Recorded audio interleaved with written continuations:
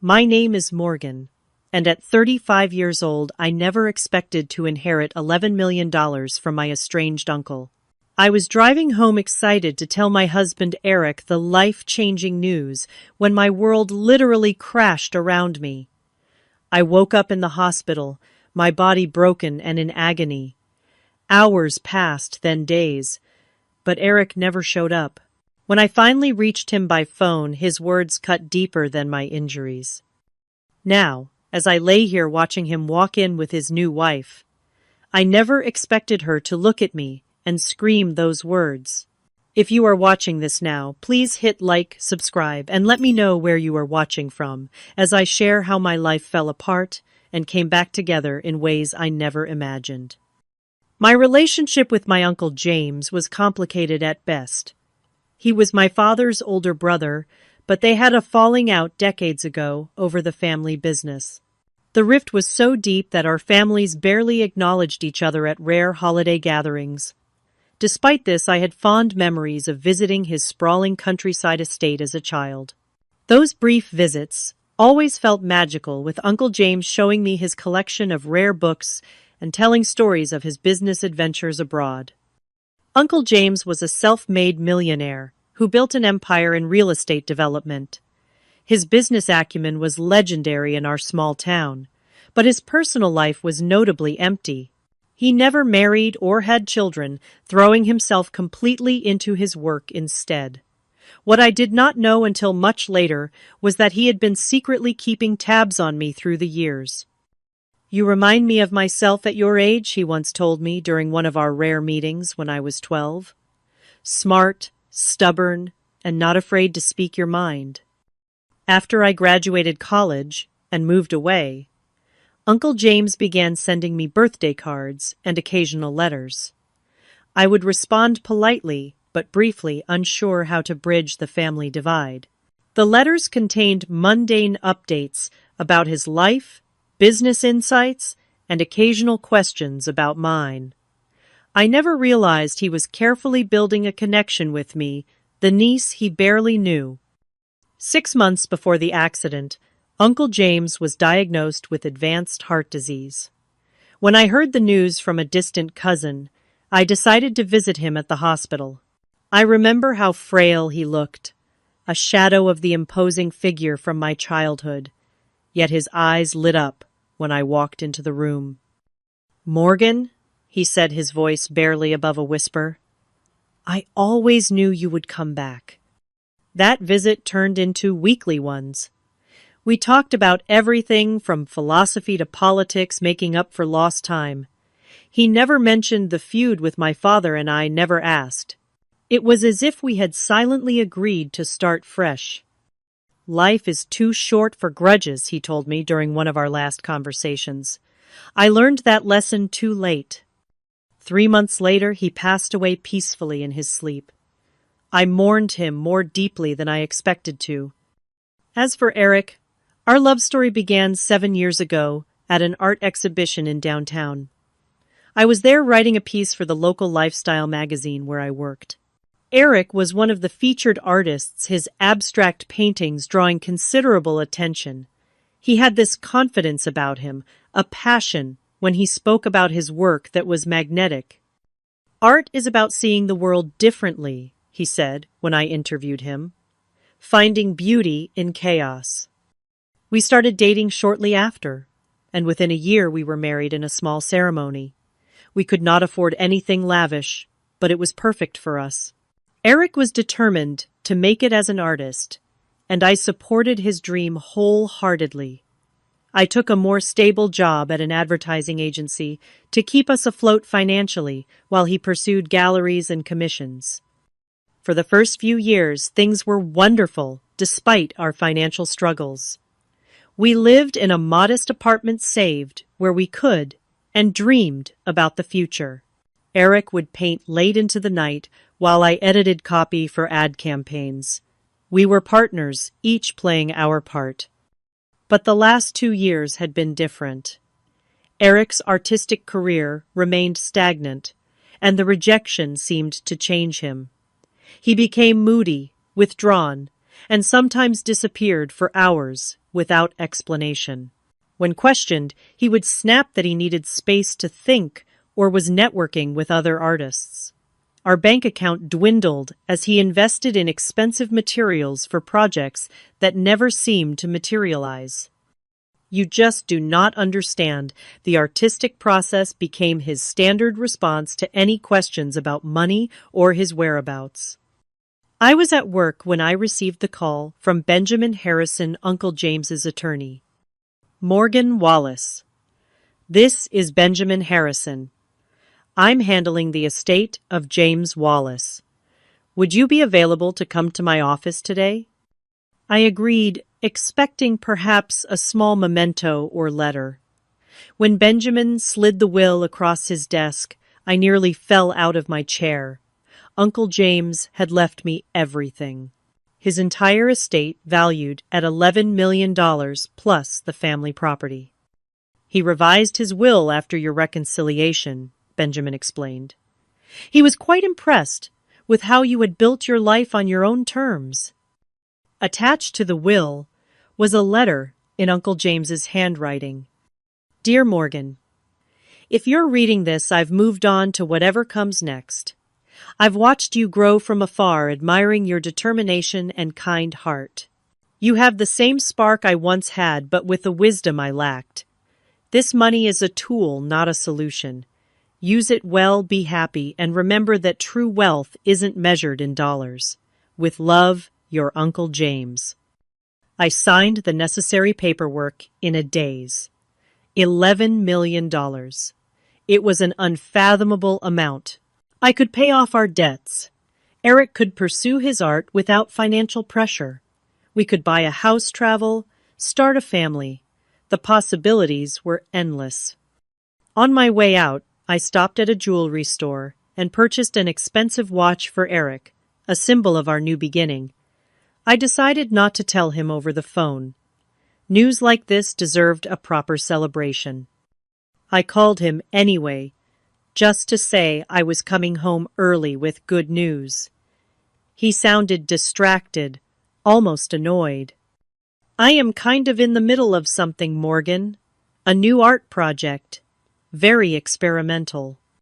This is important, Eric. I will be home in 30 minutes. Fine. Just do not expect much reaction.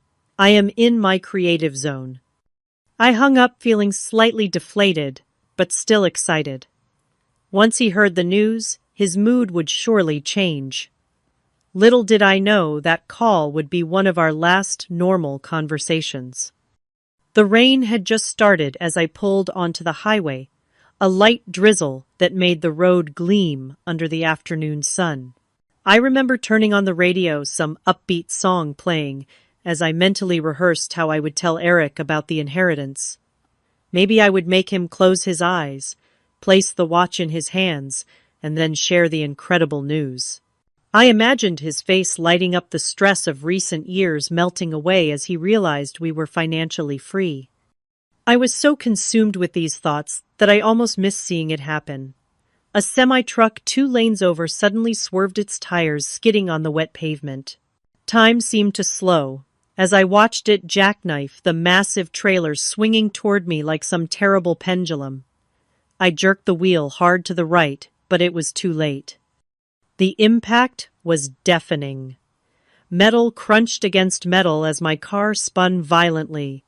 The airbag exploded into my face with shocking force. Through the chaos, I remember seeing the watch box fly open, the expensive timepiece sliding across the dashboard in slow motion.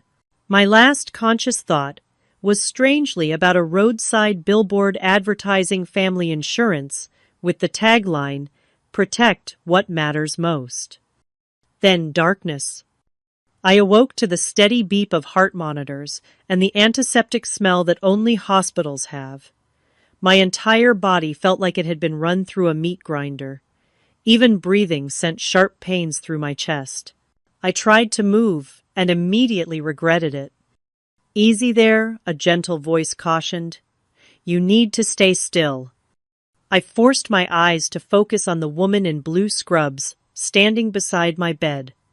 Her name tag read, Sarah Winters, RN. What happened? My voice came out as a rasp. You were in a serious accident on Highway 65, Sarah explained, checking one of my IV lines. You have been unconscious for almost 2 days. 2 days. The information landed like a brick. My husband, does Eric know I am here? Sarah's expression shifted subtly. We contacted the emergency number in your phone. Left several messages. But he has not come. Even in my drugged state, I felt a stab of confusion. Not yet. But I am sure he will soon, she added, though her tone lacked conviction. Later that day, Dr. Daniel Foster came to explain the extent of my injuries: 3 broken ribs, a severe concussion, a compound fracture in my right leg requiring surgical pins, and various lacerations and contusions. I would need weeks of hospitalization, followed by months of physical therapy. You were extraordinarily lucky, he said. The driver of the truck that hit you did not survive. Lucky? I did not feel lucky as I lay there unable to reach my husband. I tried calling Eric's phone repeatedly, but it went straight to voicemail. I sent text messages that showed as delivered but remained unanswered.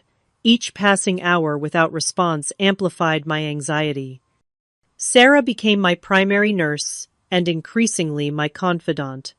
She would check on me even when not assigned to my room, bringing extra pudding cups, or just sitting with me when her shift allowed.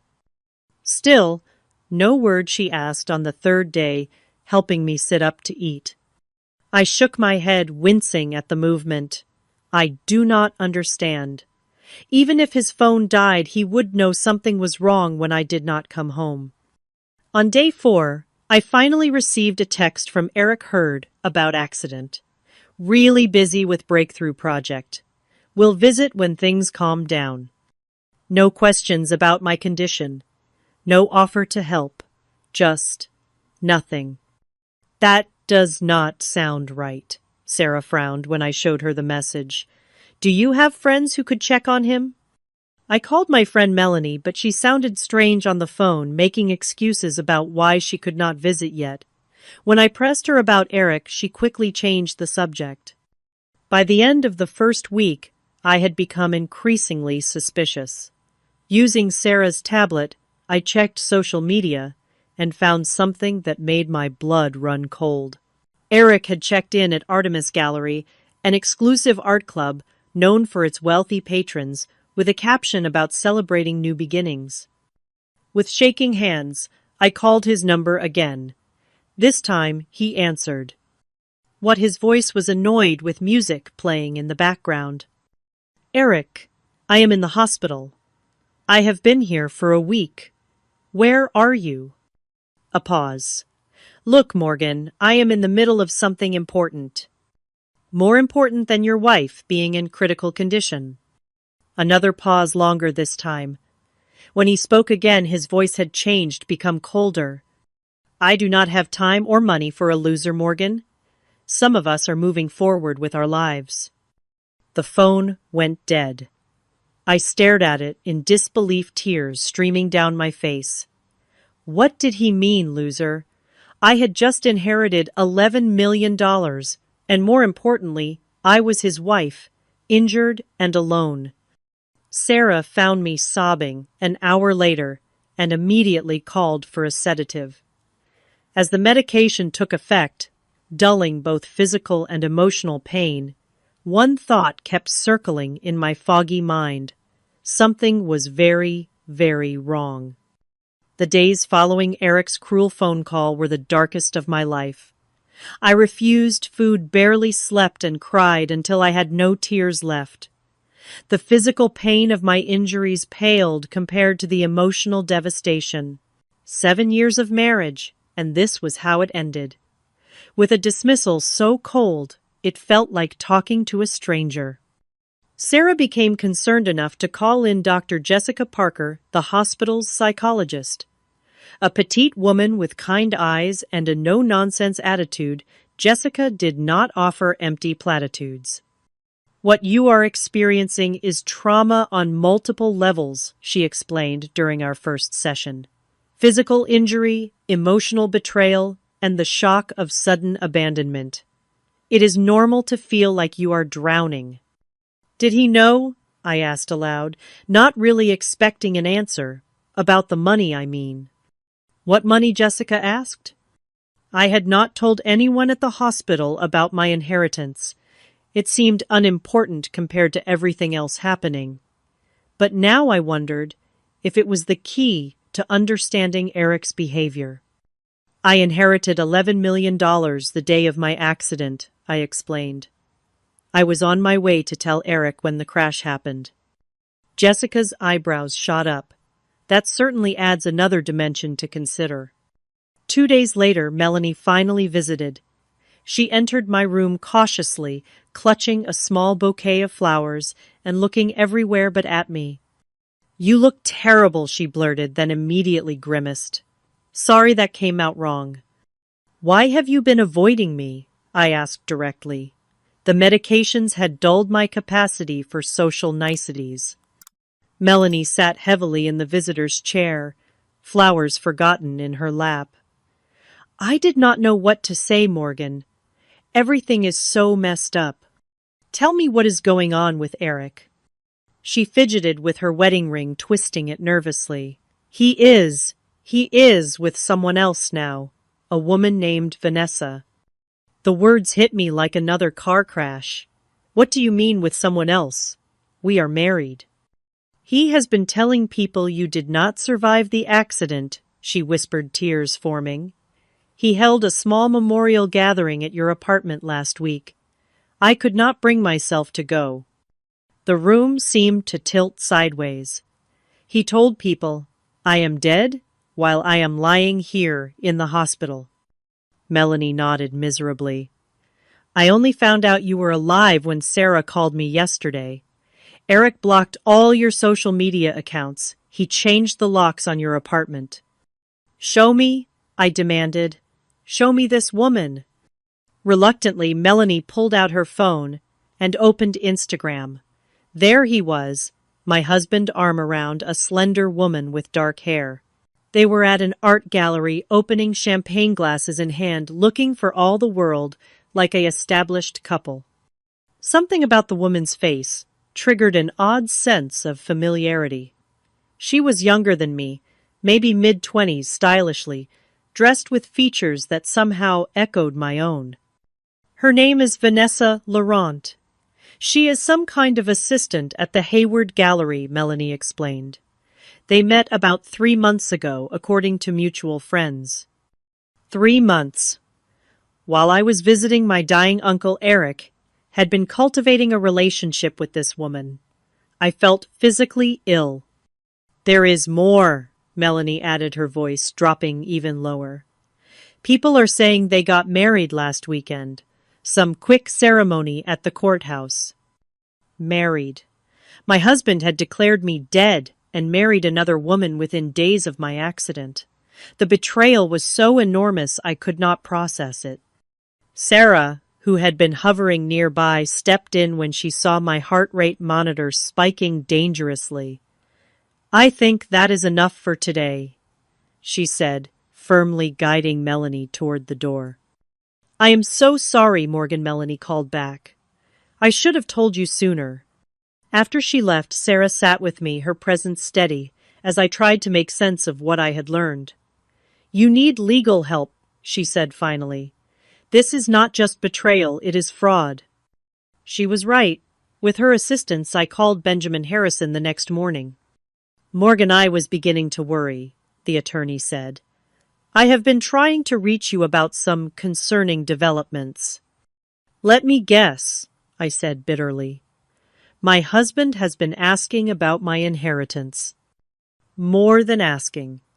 He came to my office, claiming to be your next of kin, saying you had passed away in an accident. He brought marriage certificates and what appeared to be death documents, though they did not pass closer inspection. He is trying to steal my inheritance," I said, the pieces finally clicking into place. It appears so, and he is not working alone. He brought a young woman with him who he introduced as your sister, claiming she should have partial inheritance rights. I do not have a sister, I said automatically, then froze. What was her name? Vanessa something, French surname. My mind raced. The familiar face, the resemblance people had noted between us. The timing of her appearance in Eric's life, just as Uncle James's health had begun to fail. Benjamin, I need you to do some digging into this woman's background, and I need you to come to the hospital tomorrow. I think my husband is planning something, and I need to be prepared. That night, I barely slept, my mind piecing together the fragments of this bizarre puzzle. How had Eric known about the inheritance before I told him why choose a woman who resembled me to play this con? And why did she look so familiar to me beyond just the physical resemblance? By morning I had a sickening theory forming one so twisted I could barely contemplate it. I asked Sarah to set up a small camera in my room ostensibly for security purposes. Then I sent a text to Eric's phone from Melanie's number, which she had let me borrow. I know about the inheritance. Morgan is awake and remembers everything. You need to fix this before she talks. The response came within minutes. We'll handle it today. Delete this message. They were coming, and I would finally get some answers. I spent the morning preparing myself both mentally and physically for the confrontation to come. Sarah helped me sit up properly in bed and adjust my appearance so I looked slightly more vulnerable than I actually felt. Dr. Jessica coached me on maintaining emotional control, regardless of what might be said. Remember, you hold the power here, she reminded me. No matter what he says or does, he cannot take that from you unless you allow it. Benjamin arrived at noon, briefcase in hand, and stationed himself in the chair by the window where he would not be immediately visible to anyone entering. The small camera Sarah had set up was discreetly recording its tiny lens aimed at the foot of my bed. Are you certain you want to do this today? Benjamin asked. Concerned about my still fragile condition, we could handle this through proper legal channels. I need to see his face, I replied.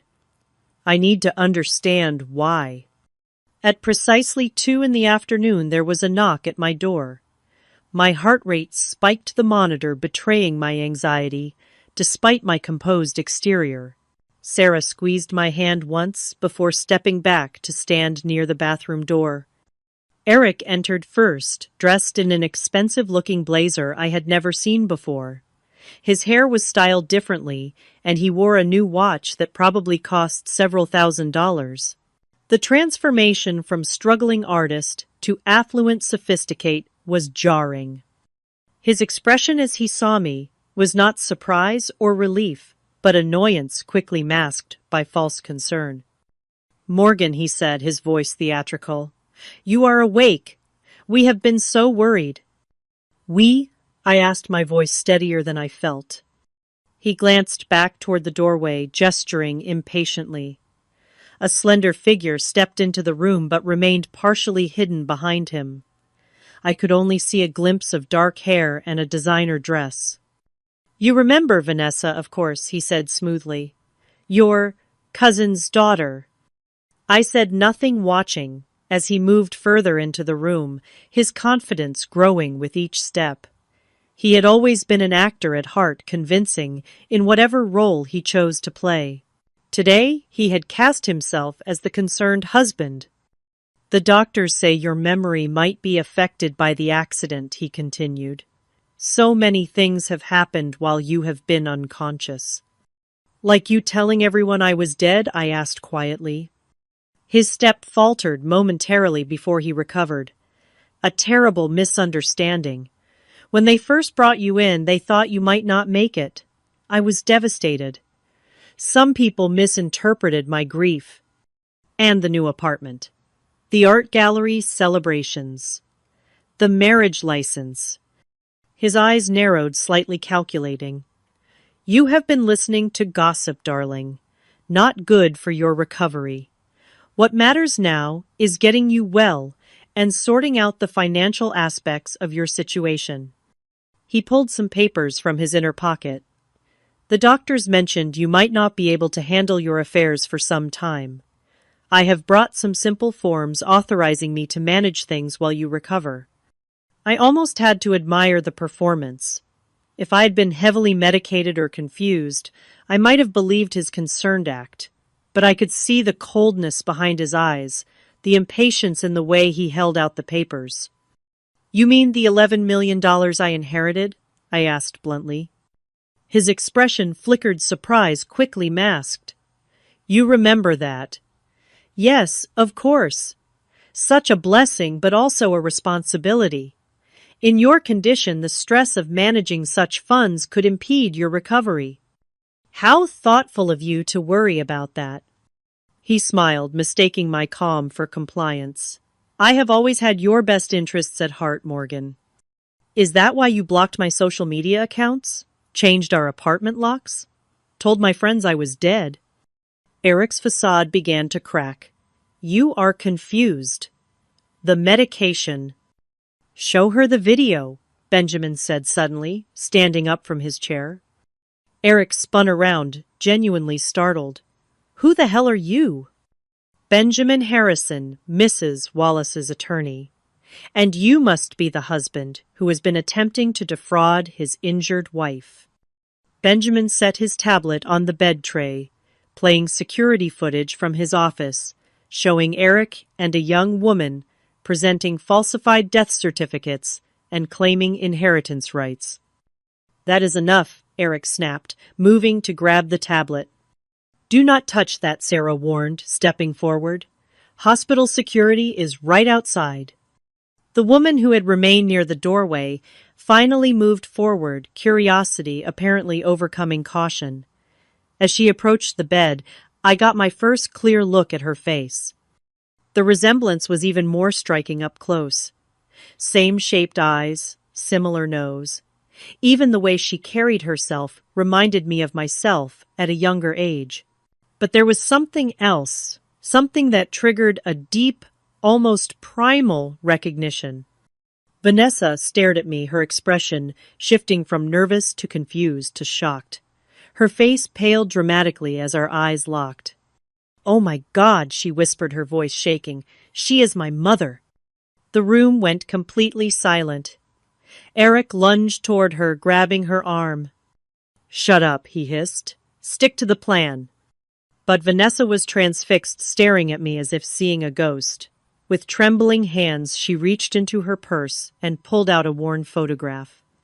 I have been looking for you my entire life, she said, her voice breaking, as she held out the photo for me to see. The image showed a teenage girl holding a newborn baby, her face partly obscured, but unmistakably a younger version of myself. A photograph I had not seen in 17 years. One I thought had been destroyed long ago. As I stared at the evidence of my most carefully guarded secret, the room seemed to spin around me. The beeping of the heart monitor accelerated as pieces of a puzzle I never knew existed suddenly locked into place. My hands trembled as I took the photograph from Vanessa. The teenage girl in the image looked so young, so scared, her eyes red from crying as she held the tiny bundle for what she knew would be the first and last time. Where did you get this? I whispered. It was with me when I was adopted, Vanessa replied, her voice equally soft. The only link I had to my birth mother. I have carried it with me every day since I was old enough to understand what it meant. Eric made another attempt to intervene. This is ridiculous. She is clearly confused and trying to manipulate the situation. Be quiet, Eric, I said, with a newfound authority that seemed to surprise everyone, including myself. For once in your life, just stop talking.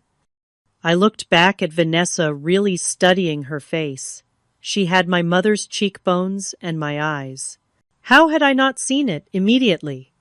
Perhaps because I had spent 17 years trying to forget to push away the memory of the baby I had held only once.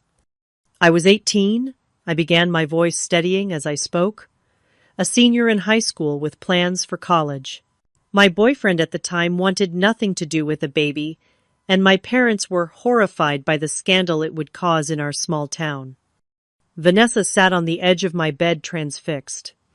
They sent me to stay with a distant aunt during the pregnancy. After you were born, they arranged a closed adoption. I was allowed to hold you once, and someone took this picture. I did not know they had given you a copy. My adoptive parents told me it was the only thing that came with me, Vanessa explained. They were wonderful people who never hid the fact that I was adopted. When I turned 18, they supported my decision to search for my birth mother. How did you find Eric Benjamin? Asked his lawyer's mind, still focused on unraveling the scheme. Vanessa looked uncomfortably at Eric, who stood rigid with anger by the window. I did not find him. He found me, she admitted. About 3 months ago, he approached me at the gallery where I work. He said he knew who my birth mother was. The pieces clicked into place with sickening clarity. The memory box, I said, looking at Eric. You found it when we moved last year. Eric said nothing, but his expression confirmed my suspicion. I had kept a small wooden box with a few mementos from that period of my life, the hospital bracelet, a tiny hat, and a copy of that photograph. I thought I had hidden it well, but apparently not well enough. He told me you had been searching for me too, Vanessa continued. That you were wealthy but estranged from your family and wanted to reconnect but were afraid of rejection. And when did marriage enter the picture? I asked, unable to keep the bitterness from my voice. Vanessa flushed with shame. It happened gradually. He was so attentive, so interested in helping me connect with you. When he proposed 2 weeks ago, saying it would make you happy to see me settled with someone you trusted, it seemed romantic. Then I had my accident, and suddenly I was more valuable dead than alive, I concluded. Eric finally broke his silence. You have no proof of anything. This is all circumstantial and emotional manipulation. Benjamin cleared his throat. Actually, we have quite a bit of evidence, including your attempts to access Morgan's accounts, falsified death certificates, and now this recorded confession. Not to mention bigamy, as you are still legally married to Morgan. What I do not understand, Sarah interjected, is why go through all this elaborate scheme? Why not just stay married to Morgan and enjoy the inheritance together? I looked at Eric, really looked at him, seeing him clearly, perhaps for the first time, because he never loved me. I was convenient, a steady income, while he pursued his artistic dreams. But $11 million, that required a bigger plan. The will has a special provision, Benjamin explained. If Morgan had died without children, a significant portion would have gone to charity. But with a direct descendant, the entire inheritance would stay in the family, I finished. And as Vanessa's husband Eric would have influence over those funds. Vanessa stood up, suddenly moving away from Eric. You used me. All those things you said about caring for me, about building a future together. Do not be naive, Eric snapped. It was a mutually beneficial arrangement. You wanted to find your birth mother, I helped. The money was just a bonus. By declaring me dead and marrying my daughter, I asked incredulously. Half the inheritance would have gone to her anyway once the relationship was discovered. Eric argued, his true nature now fully exposed. I was just expediting the process. By committing fraud, Benjamin pointed out, and potentially murder if Morgan had died from her injuries without regaining consciousness. Eric's face hardened. You cannot prove that. We do not need to, I said quietly. You have done enough damage already." I turned to Vanessa, whose world had clearly been shattered. "I am so sorry you were dragged into this." She wiped tears from her eyes. "All my life I imagined finding my birth mother. Never like this." Eric made a sudden move toward the door. "This is absurd. I am leaving." "I would not advise that," Benjamin said calmly. "Hospital security is waiting outside, and I have already filed preliminary charges. Leaving now would only add fleeing to the list." As if on cue, 2 security officers appeared in the doorway. Eric looked wildly around the room like a cornered animal searching for escape. "Morgan." He tried one last time, his voice taking on the gentle tone I had once loved. "We can work this out. Think about everything we have been through together." "That is exactly what I am thinking about," I replied. "Officers, this is the man I mentioned."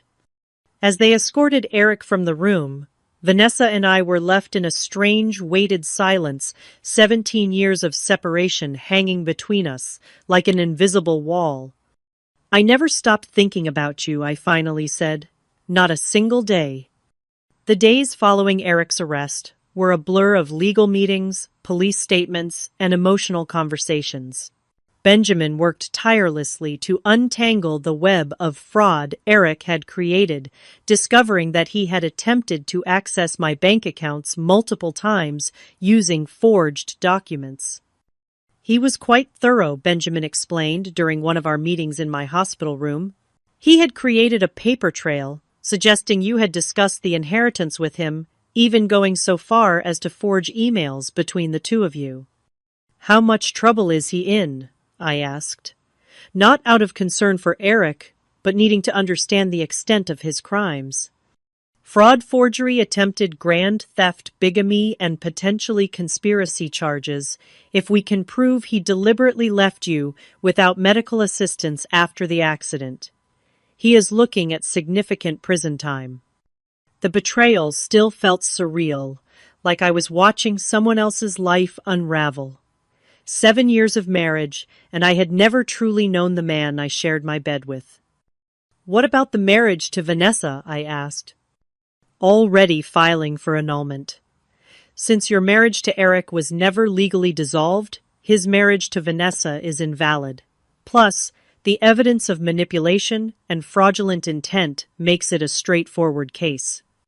Vanessa had been visiting daily since the confrontation. Our initial meetings were awkward, filled with long silences and hesitant questions.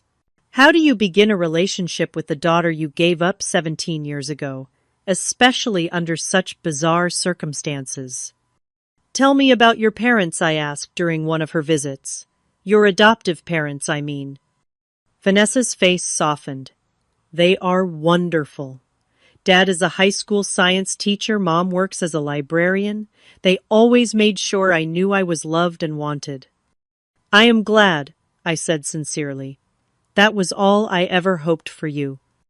"They want to meet you when you are ready," she added cautiously. "They never spoke badly of you. They always told me you were very young and wanted me to have opportunities you could not provide." Tears filled my eyes. "They sound like extraordinary people." "Why did you never try to find me?" she asked the question that had clearly been weighing on her. I took a deep breath, partly shame, partly because I thought a clean break would be better for you, and partly because I was afraid. "Afraid of what?" "That you would hate me for giving you up. That you would ask questions I did not have good answers for. That seeing you happy with another family would break my heart all over again." Vanessa reached out tentatively and took my hand. "I could never hate you. I have questions, yes, but I understand you were just a teenager, faced with an impossible situation." Her forgiveness, so freely given, broke something open inside me.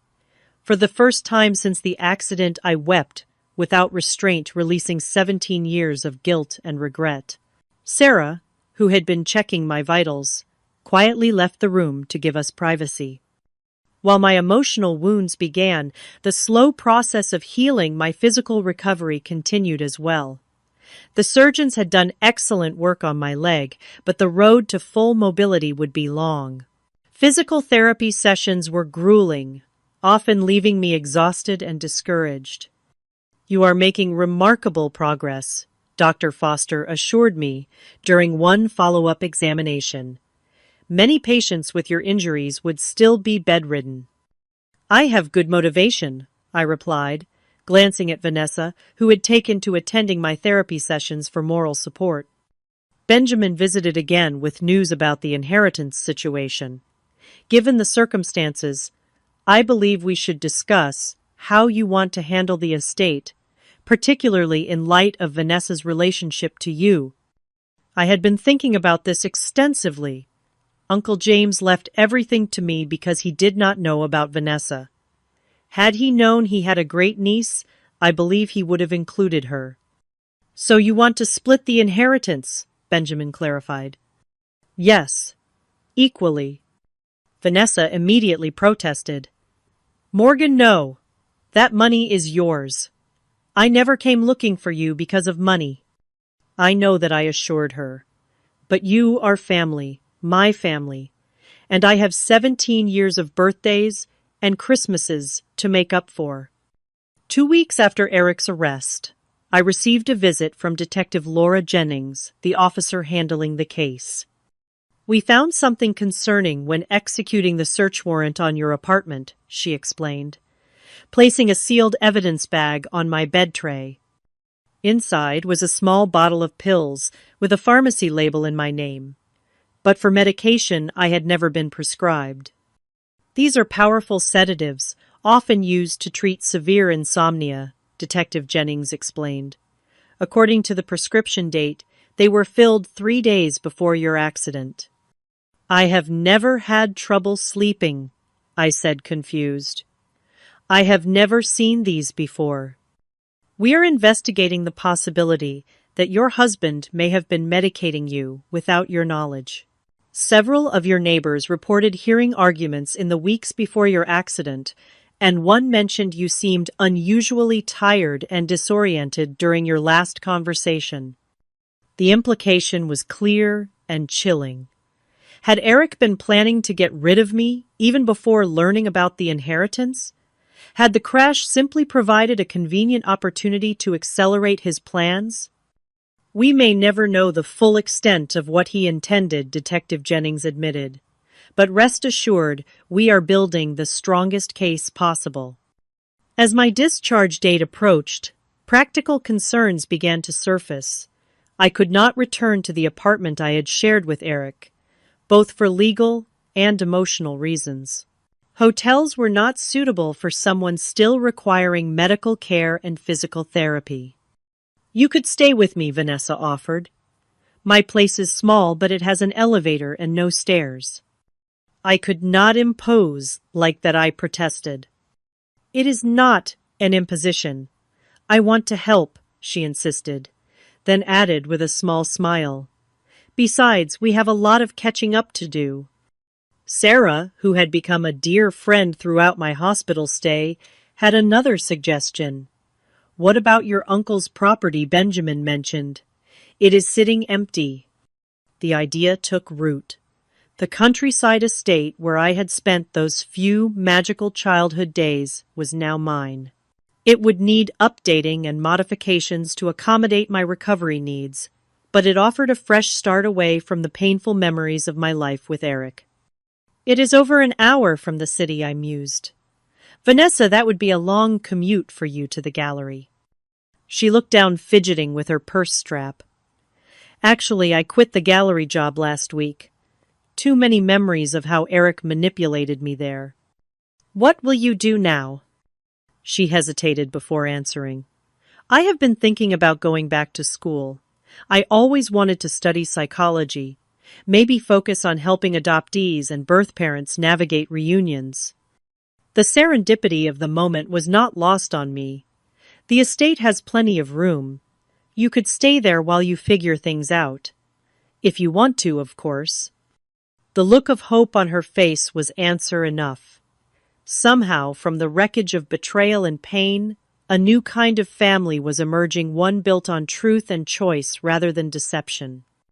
6 weeks after the crash that changed everything, I was finally discharged from the hospital. Leaving the place that had been my home during this transformation felt strangely emotional. I hugged Sarah tightly, promising to keep in touch and update her on my progress. "You are one of the strongest people I have ever met," she told me. "Remember that on the hard days." The drive to Uncle James's estate, now my estate, was quiet. Vanessa concentrated on navigating the winding country roads while I watched the city gradually give way to rolling hills and open fields.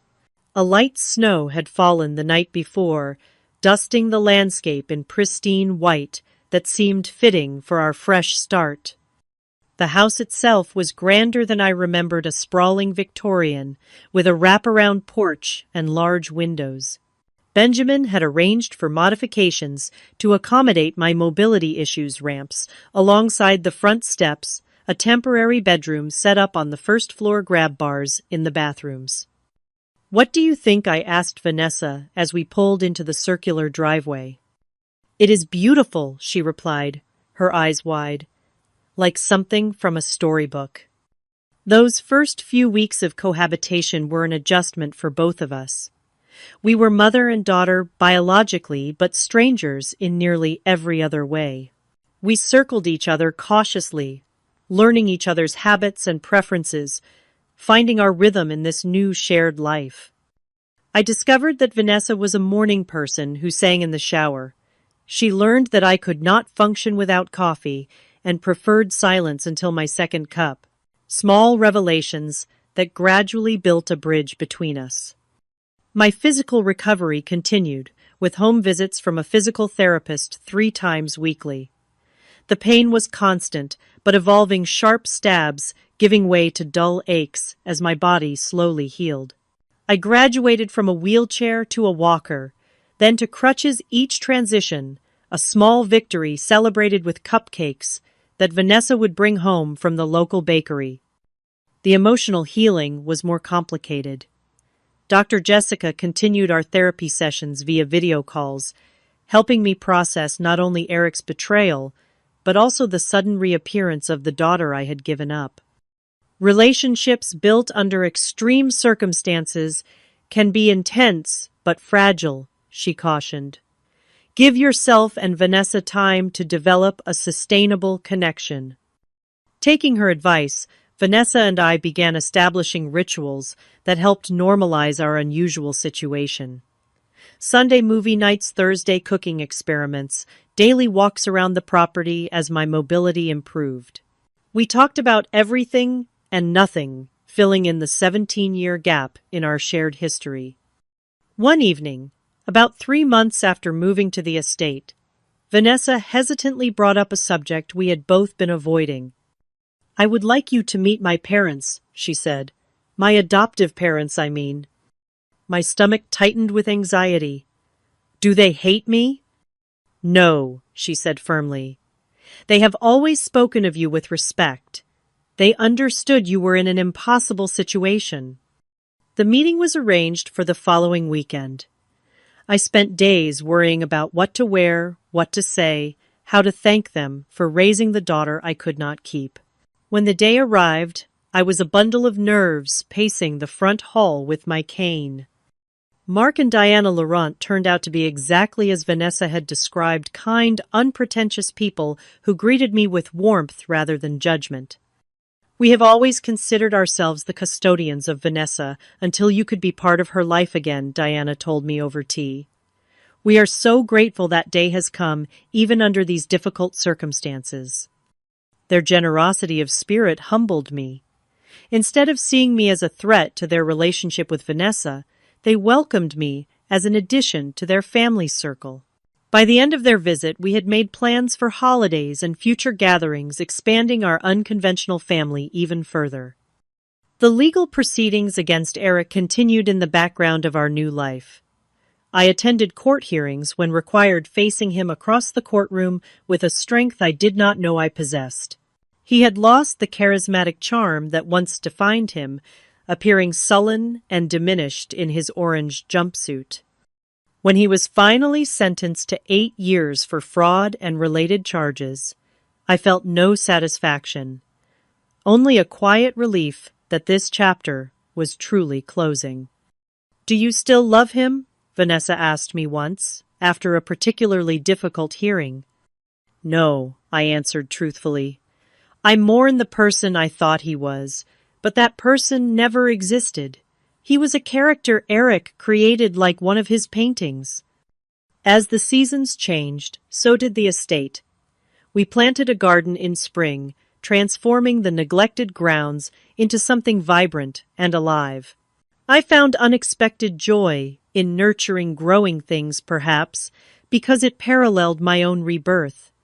Following Benjamin's financial advice, we established a charitable foundation in Uncle James's name, focusing on supporting young single mothers and promoting ethical adoption practices. The irony of using my inheritance this way was not lost on me, but it felt right a way of creating meaning from my own painful experience. Vanessa enrolled in university that fall, commuting to classes while continuing to live at the estate. Her passion for psychology was evident in how she approached everything, always considering the deeper motivations behind behaviors and choices. "You would have been a terrible artist's wife," she told me one evening, as we sat on the porch watching the sunset. "Too practical, too grounded." "And yet I tried to be one for 7 years," I replied with a rueful smile. "Because you thought love meant supporting someone else's dreams at the expense of your own." Her insight struck me deeply. "When did you get so wise?" "I had good parents," she said simply. "All 3 of them." As my physical recovery plateaued, I began considering what I wanted for my own future.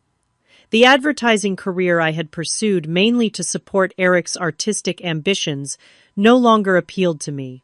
With financial security now assured, I had the freedom to reinvent myself completely. I started writing initially just as therapy, but eventually with more serious intent. My story, fictionalized but emotionally true, began to take shape as a novel. The process was cathartic, transforming pain into purpose. 1 year to the day after the accident, we held a small gathering at the estate. Sarah came along with Benjamin, Detective Jennings, Dr. Jessica, Melanie, and Vanessa's adoptive parents. People who had supported us through the darkest times, now sharing in the light. As I looked around at these faces, at the unlikely family we had created from the wreckage of betrayal, I was struck by the strange alchemy of life, its ability to transmute lead into gold if given enough time and pressure. "I want to propose a toast," I said, raising my glass, "to unexpected journeys and the people who help us navigate them." Later, as Vanessa and I sat alone on the porch steps after everyone had gone, she asked the question that had been on both our minds. "Do you ever regret it? Not the adoption, but everything that happened after. The accident, discovering Eric's betrayal, all the pain." I considered carefully before answering. Regret implies I would choose a different path if given the chance, and I would not. Not if it meant not finding you again. Money can reveal people's true characters, stripping away pretense and exposing what lies beneath. Eric's betrayal taught me that painful lesson, but it also brought me back. My daughter gave me a second chance at a relationship I thought was lost forever. Sometimes the worst moments of our lives create openings for the best to enter. The crash that broke my body led to healing my heart. The husband who betrayed me inadvertently reunited me with the daughter I had grieved for 17 years. The inheritance that made me a target also gave me the freedom to rebuild my life on my terms. As the stars appeared above us, I realized that true wealth had nothing to do with the millions in my bank account, and everything to do with the authentic connections I had formed in the aftermath of disaster.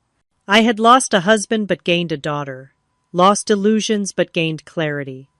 Lost my old life but gained one infinitely more real and satisfying. What are you thinking about? Vanessa asked, noticing my silence. That sometimes you have to survive a crash to find your way home. Have you ever experienced a betrayal that ultimately led to something positive in your life? I would love to hear your stories in the comments below. And if this journey resonated with you, please hit that like button and subscribe to hear more stories of resilience and unexpected second chances. Share this with someone who might need a reminder that even our darkest moments can lead to dawn. Thank you for listening to my story, and remember that sometimes our greatest strength emerges from our most vulnerable moments.